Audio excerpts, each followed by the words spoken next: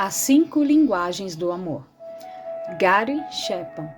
Como expressar um compromisso de amor ao seu cônjuge? Agradecimentos. O amor começa, ou pelo menos deveria começar, no lar. Para mim, amor significa Sam e Grace, meu pai e minha mãe, que me amaram durante mais de 50 anos. Sem eles, ainda estaria à procura do amor, ao invés de escrever sobre ele. Lar também significa Caroline, com quem estou casado há mais de 30 anos. Se todas as esposas amassem seus maridos como ela me ama, bem poucos cometeriam atos de infidelidade. Shelley e Derek estão agora fora do ninho e exploram novos mundos, mas temos muita certeza do amor que nutrem por nós. Sinto-me abençoado e sou muito grato. Jamais poderei pagar a influência que recebi de um grande número de profissionais no que diz respeito a conceitos sobre o amor. Entre eles, encontram-se os psiquiatras Ross Campbell, Judy Swart e Scott Peck. Com relação à orientação editorial, sou grato a Debbie Barr e Cat Peterson. A perícia técnica de Tricia Kubi e Don Smith tornou possível terminarmos o projeto no devido prazo para a publicação. Por último e o mais importante, gostaria de expressar minha gratidão aos muitos casais que ao longo desses 20 anos partilham comigo o mais íntimo de sua vida. Esse livro é um tributo à honestidade por eles demonstrada. Capítulo 1. O que acontece com o amor após o casamento? Estávamos por volta de uns 12 mil metros de altitude, em algum lugar entre Buffalo e Dallas, quando meu companheiro de viagem colocou a revista que lia na bolsa de seu banco, olhou em minha direção e perguntou: "Que tipo de trabalho você faz?" "Sou conselheiro conjugal e dou seminários na área de família", respondi.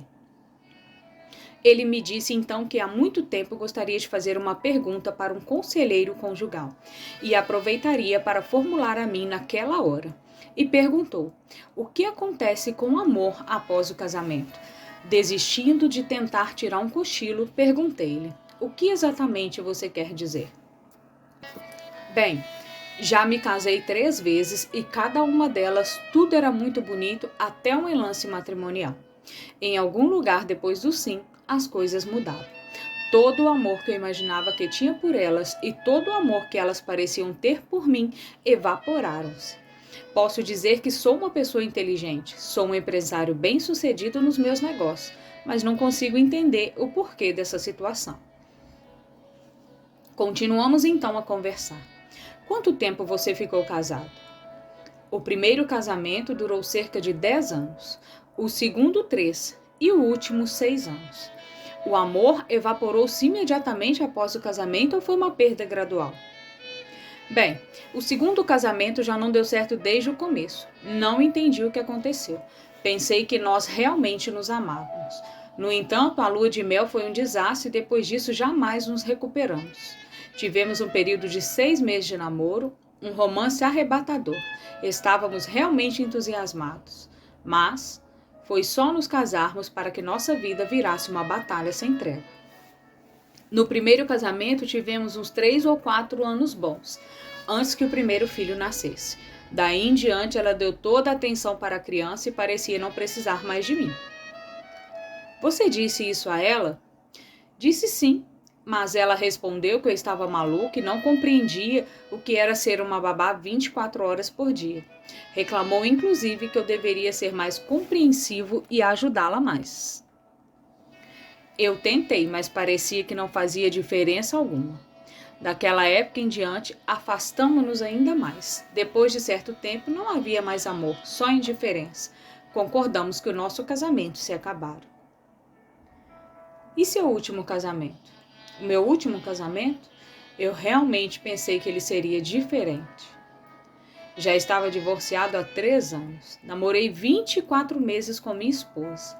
Achei que realmente sabíamos o que fazíamos e pela primeira vez na vida senti que realmente amava alguém. Pensei que ela me amasse de verdade. E ele prosseguiu. Acredito que jamais mudei depois do casamento. Continuei a dizer-lhe que a amava da mesma forma que fazia antes de nos casarmos. Declarava o quanto ela era bonita e como estava orgulhoso de ser seu marido. Porém, apenas alguns meses após o casamento, ela começou a reclamar. No início era de coisas pequenas, tais como o fato de eu não levar o lixo para fora ou não guardar minhas roupas. Depois começou a agredir o meu caráter ao dizer-me que não podia confiar em mim e acusou-me de ser infiel. Tornou-se totalmente negativista. Antes de nos casarmos, ela nunca fora pessimista. Pelo contrário, era uma das pessoas mais otimistas que já conheci. E essa foi uma das características que mais me atraiu nela. Ela jamais reclamava de alguma coisa. Tudo o que eu fazia era maravilhoso. Bastou casarmos-nos para que, de repente, eu não fizesse mais nada certo. Então, gradativamente, perdi meu amor por ela e fiquei magoado. Era óbvio que ela não me amava mais. Concordamos que não havia mais motivo para continuarmos juntos e nos separamos. Ele fez uma pausa e continuou. Isso foi há 1 ano. Minha pergunta então é: o que acontece com o amor após o casamento? Minha experiência é algo comum? É por isso que temos tantos divórcios? Não dá para acreditar que isso tenha acontecido 3 vezes comigo. E aqueles que não se separam, eles aprendem a viver com o vazio em seus corações? Ou o amor permanece vivo em algum casamento? Se isso sucede, como é que acontece? As perguntas feitas por meu companheiro de voo são as mesmas realizadas hoje em dia por milhares de pessoas, sejam casadas ou divorciadas. Algumas são dirigidas a amigos, outras a conselheiros, a pastores e outras apenas a si mesmos. Algumas respostas são dadas em vocabulário técnico de psicologia e são simplesmente incompreensíveis. Outras vezes são levadas para o lado do humor. A maioria das piadas e frases contém alguma verdade, mas de forma geral é como oferecer aspirina a uma pessoa com câncer. O desejo de ter-se um amor romântico no casamento está profundamente enraizado em nossa formação psicológica.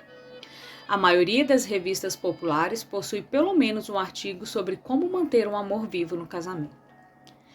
Há uma infinidade de livros escritos sobre o mesmo tema. Televisão e rádio abordam esse assunto em programas e entrevistas. Manter o amor aceso em nossos casamentos é um assunto muito sério. Mesmo com tantos livros, revistas e ajuda disponível, por que aparentemente tão poucos casais parecem ter descoberto o segredo de manter vivo o amor após o casamento?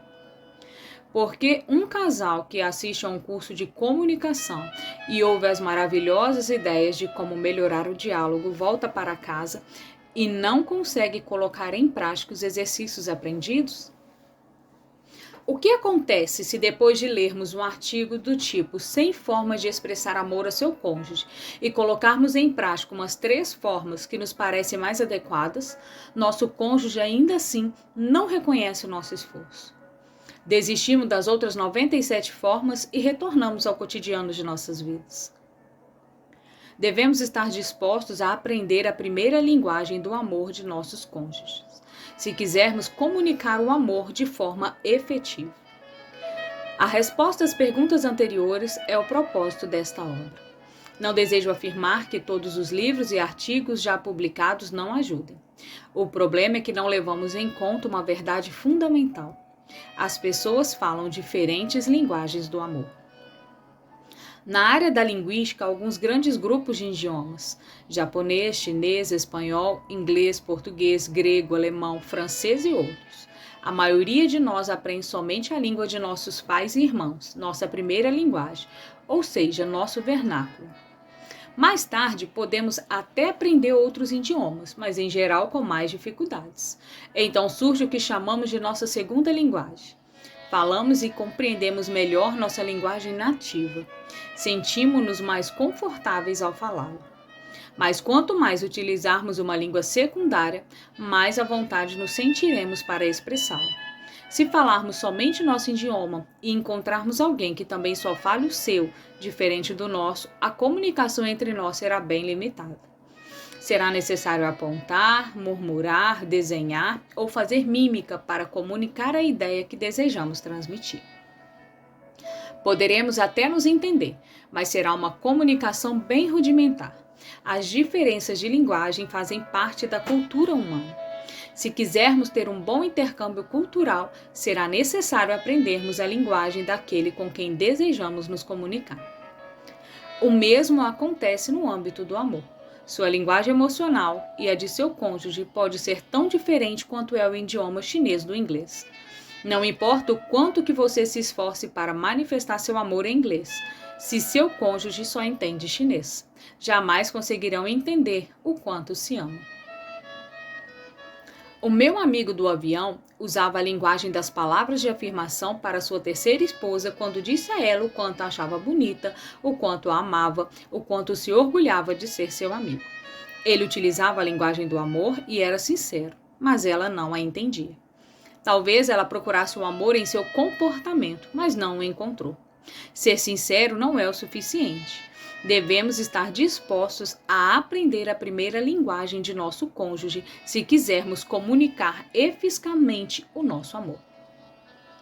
Minha conclusão após 20 anos de aconselhamento conjugal é que existem basicamente 5 linguagens do amor. Em linguística, um idioma pode ter inúmeros dialetos e variações. Semelhantemente com as 5 linguagens emocionais básicas do amor, também há vários dialetos.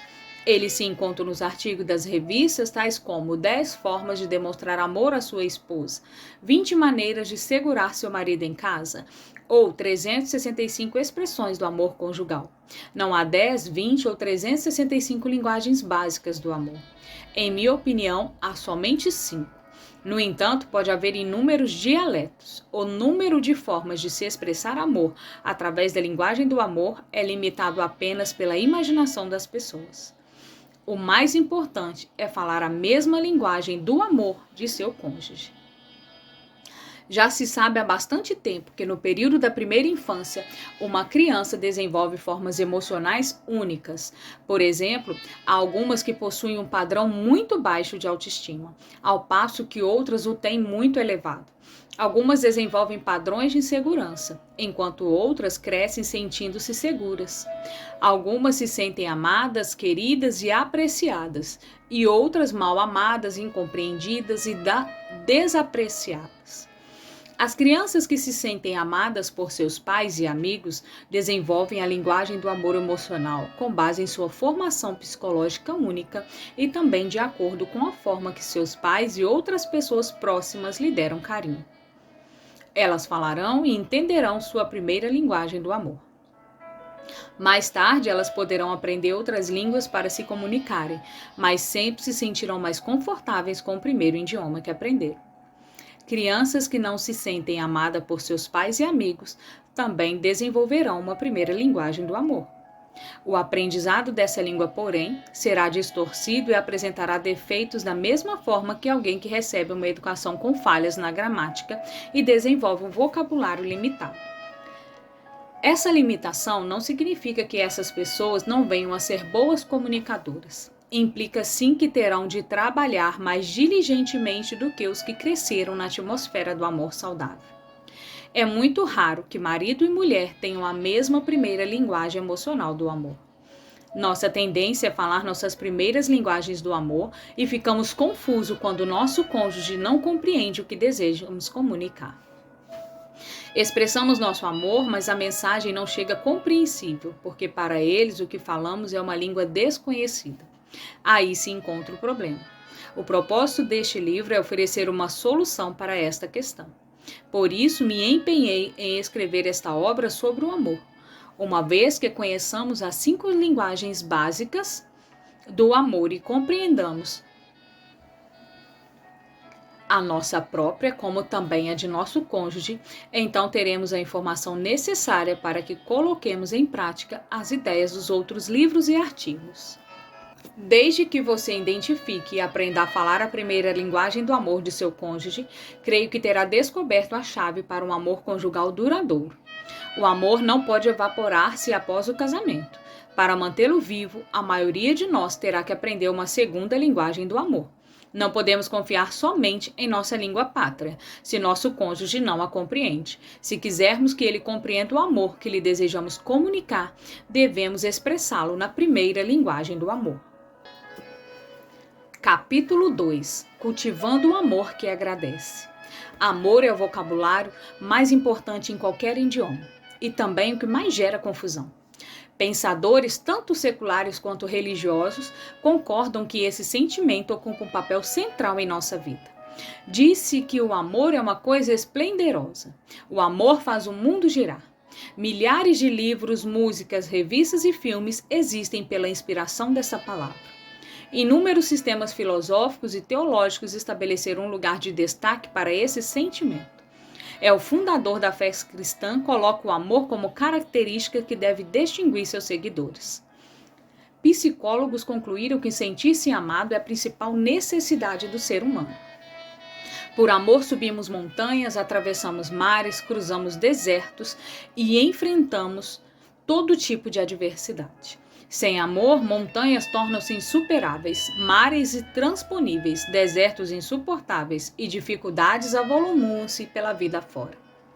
O apóstolo dos gentios, Paulo, exaltou o amor ao afirmar que qualquer ato humano não motivado por esse sentimento é em si vazio e sem significado. Concluiu que na última cena do drama humano, somente 3 características permanecerão: fé, esperança e amor. Porém, a maior delas é o amor. Se concordamos que a palavra amor permeia a sociedade humana, tanto no passado como no presente, devemos admitir que também é uma das mais confusas. Nós a utilizamos em milhares de formas. Dizemos, eu amo cachorro-quente, e numa outra frase, eu amo minha mãe. Nós a usamos para descrever atividades que apreciamos, nadar, patinar e caçar. Amamos objetos, comida, carros e casas. Amamos animais, cachorros, gatos e até tartarugas. Amamos a natureza, árvore, grama, flores e estações. Amamos pessoas, mãe, pai, filhos, esposas, maridos e amigos. Chegamos até a nos apaixonar pelo próprio amor. Como se tudo isso não fosse suficientemente confuso, também usamos a palavra amor para explicar determinados comportamentos. Agir dessa forma porque a amo. Essa explicação muitas vezes é dada como desculpa. Um homem que se envolve em adultério chama esse relacionamento de amor. O pastor, por sua vez, chama-o de pecado. A esposa de um alcoólatra recolhe os pedaços após o último episódio de seu marido. Ela chama essa atitude de amor. Os psiquiatras, porém, tratam-na como codependente. Um pai que atende a todos os desejos de seu filho também chama essa atitude de amor. Um terapeuta familiar chamaria de paternidade responsável. O que é um comportamento amoroso? O propósito deste livro não é o de desfazer a confusão que gira em torno deste sublime sentimento, mas focalizar aquele tipo de amor que é essencial à nossa saúde emocional. Psicólogos infantis afirmam que toda criança possui necessidades emocionais básicas que devem ser supridas para que se possa atingir uma estabilidade emocional. Entre elas, nenhuma é tão essencial quanto o amor, a afeição e a necessidade de alguém sentir que pertence a outro e é querido. Como suprimento adequado de afeição, uma criança torna-se um adulto responsável. Sem esse amor essencial, ele ou ela ficará emocional e socialmente atrofiado. Logo que ouvi a metáfora que cito a seguir, gostei muito dela. Dentro de cada criança há um tanque emocional esperando para ser cheio com amor. Se ela se sentir amada, desenvolverá-se-á normalmente. Porém, se seu tanque de amor estiver vazio, ela apresentará muitas dificuldades. Diversos dos problemas de comportamento de uma criança provém do fato de seu tanque de amor estar vazio. Essa metáfora foi dada pelo Dr. Ross Campbell, um psiquiatra que se especializou no tratamento de crianças e adolescentes. Enquanto eu o ouvia falar, pensei nas centenas de pais que em meu escritório desfilavam as inúmeras reclamações sobre seus filhos. Até então eu nunca pensara em uma criança daquelas como um tanque de amor vazio, mas sem dúvida vi os resultados dessa situação. Os problemas de comportamento apresentados eram uma forma de procurar o amor que não recebiam. Eles buscavam amor nos lugares e nas formas erradas. Lembrei-me de Ashley, que aos 13 anos de idade cuidava de uma doença sexualmente transmissível. Seus pais estavam chocados. Ficaram uma fera com a filha e também muito bravo com a escola a qual culpavam por ensinarem sobre sexo. Por que é que ela teve que fazer o que fez? Perguntavam-se. No âmago da existência do ser humano encontra-se o desejo de intimidade e de ser amado. O casamento foi idealizado para suprir essas necessidades. Em minha conversa com Ashley, ela me falou do divórcio de seus pais quando tinha apenas 6 anos de idade. Eu pensei que meu pai tinha ido embora porque não gostava de mim. Quando minha mãe casou-se novamente, eu estava com 10 anos de idade. Então pensei que ela já tinha quem a amasse e eu não possuía ninguém. Eu desejava tanto ser amada por alguém, então conheci esse garoto lá na escola. Ele era bem mais velho, mas gostava de mim. Eu não conseguia acreditar. Ele era muito gentil comigo e por um tempo acreditei que ele realmente gostava de mim. Eu não queria fazer sexo, mas desejava desesperadamente ser amada. O tanque de amor de Ashley ficou vazio durante muitos anos. Sua mãe e seu padrasto providenciaram tudo que ela necessitava em termos materiais, mas não perceberam a enorme carência emocional que havia dentro dela. Eles certamente a amavam e achavam que ela se sentia amada por eles. Já era quase tarde demais quando descobriram que não falaram a primeira linguagem do amor de Ashley. A necessidade de alguém ser amado emocionalmente, no entanto, não é uma característica unicamente infantil. Ela nos segue pela vida adulta, inclusive no casamento. Quando nos apaixonamos temporariamente, essa necessidade é suprida, mas ela se torna um quebra-galho. E como acabamos descobrindo mais tarde, com duração limitada e até prevista. Após despencarmos nos pícaros da paixão, a necessidade emocional de ser amado surge porque é inerente à nossa natureza.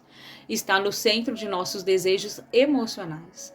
Precisamos do amor antes de nos apaixonar e continuaremos a necessitar dele enquanto vivermos.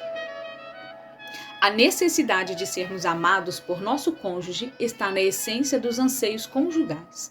Recentemente, certo cidadão me disse: de que adianta ter mansão, carros, casa na praia e tudo mais se a sua esposa não o ama? Dá para entender o que ele realmente desejava dizer? Era: mais do que tudo, eu desejo ser amado por minha esposa. As coisas materiais não podem substituir o amor humano e emocional.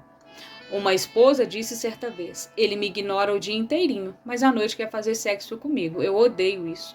Ela não odeia sexo, mas precisa desesperadamente do amor emocional. Alguma coisa em nossa natureza clama por ser amado ou amada. O isolamento é devastador para a psique humana. Por esse motivo que o confinamento é considerado a mais cruel das punições. No âmago da nossa existência, há o íntimo desejo de sermos amados. O casamento foi idealizado para atingir essa necessidade de intimidade e de amor. Por esse motivo, os antigos registros bíblicos dizem que o homem e a mulher tornam-se uma só carne. Isso não significa que as pessoas perderão suas identidades. Quer dizer que ambos entrarão nas vidas um do outro de forma íntima e profunda. O Novo Testamento desafia os maridos e as esposas a amarem-se mutuamente. De Platão a Pé, que os escritores têm enfatizado a importância do amor no casamento. No entanto, esse amor que é tão importante também é escorregadio. Tenho ouvido a confissão de muitos casais contando suas queixas secretas. Alguns chegam a mim porque a dor interior tornou-se praticamente insuportável. Outros porque percebem que o comportamento que assumem perante as falhas do cônjuge poderá levar o casamento à destruição. Há também os que simplesmente vêm para falar que não querem mais continuar casados. Seus sonhos de viverem felizes para sempre espatifaram-se contra o duro muro da realidade. Repetidas vezes ouço as palavras: o nosso amor terminou. O relacionamento morreu.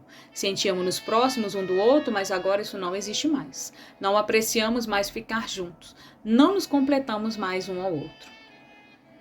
Essas histórias testificam que tanto os adultos como as crianças possuem tanques de amor.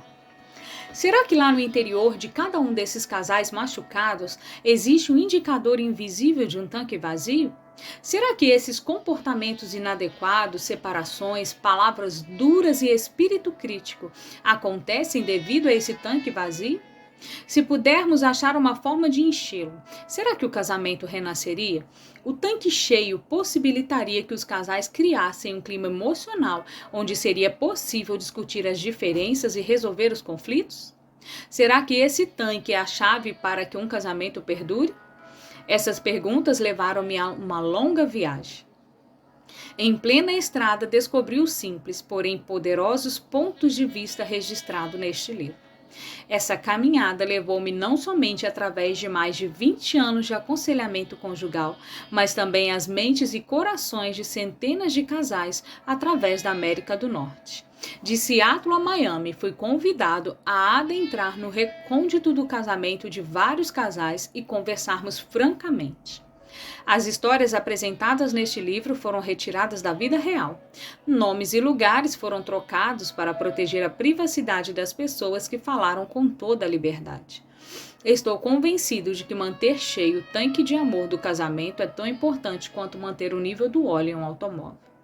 Levar um casamento com um tanque de amor vazio pode ser até mais difícil do que tentar dirigir um carro sem combustível. O que você descobrirá nesta obra tem o potencial para salvar milhares de casamentos, podendo também melhorar o clima emocional de um matrimônio que já esteja indo bem. Qualquer que seja a qualidade de seu casamento, sempre pode melhorar. Advertência: compreender os 5 idiomas do amor e aprender a falar a primeira linguagem do amor de seu cônjuge pode alterar completamente o comportamento dele. As pessoas relacionam de forma diferente quando seu tanque de amor está cheio. Antes de examinarmos as 5 linguagens do amor, precisamos abordar um outro importante e porém confuso fenômeno: a eufórica experiência de apaixonar-se.